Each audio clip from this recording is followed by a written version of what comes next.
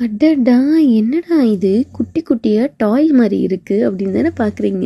இதுவும் ஒரு variety of pasta தாங்க. ரொம்பவே சின்ன சின்னதா மினி சைஸில் அழகா க்யூட்டாக ஷேப்ஸ் எல்லாம் நிறைய இருந்துச்சு. அதில் நான் ஒரு 3 ஷேப்ஸ் வந்து ஃப்ரான்ஸ்லேருந்து நான் வாங்கிட்டு வந்தேன். இது ஒன் ஆஃப் த வெரைட்டி. இந்த பாஸ்தாவை வந்து இன்றைக்கி நான் ஃப்ரெஞ்ச் ஸ்டைலில் உங்களுக்கு ஒரு பாஸ்தாவை நான் ரெடி பண்ணி காட்ட போகிறேன். இந்த ரெசிபியை நான் எங்கள் அக்கா கிட்டேருந்து தான் கற்றுக்கிட்டேன். இதுக்கு வந்து நல்லா வந்து கொதிக்கிற தண்ணியில் வந்து இந்த பாஸ்தாவை போட்டு நல்லா வந்து வேக வச்சு எடுத்துக்கோங்க. இதுக்கு வந்து பேன்கெட்டா அப்படின்னு சொல்லுவாங்க. இது வந்து போர்க்கோட ஸ்லைஸ் தாங்க. இது குட்டி குட்டியாக நல்ல பொடியாக இருக்கும். இதை வந்து ஜஸ்ட் அப்படியே ஒரு பட்டர் ஆட் பண்ணிவிட்டு அதில் வந்து இந்த பேன்கெட்டாவை போட்டு நல்லா வந்து ஷாலோ ஃப்ரை பண்ணி எடுத்துக்கோங்க. அது கூடவே வந்து பார்த்திங்கன்னா கொஞ்சமாக க்ரஷ்டு சில்லி, அதுக்கப்புறம் ஆரிகானோ, அப்புறம் கொஞ்சம் சால்ட்டு, இது எல்லாத்தையும் ஆட் பண்ணிவிட்டு அந்த வேக வச்சுருக்க இந்த பாஸ்தா இருக்குல்ல இதையும் ஆட் பண்ணிக்கோங்க. அவ்வளோதான். நல்லா வந்து ஒரு மிக்ஸ் கொடுத்துருங்க. அவ்வளோதான். கடைசியாக வந்து இறக்குறதுக்கு முன்னாடி கொஞ்சம் கிரேட்டட் சீஸை நல்லா தாராளமாக சேர்த்துக்கோங்க.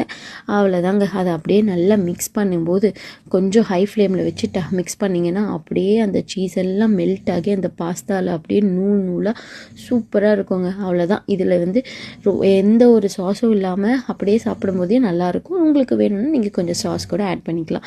அவ்வளோதான். சிம்பிளான பாஸ்தா ரெசிபி ரெடி. இதை நீங்கள் ட்ரை பண்ணுங்கள்.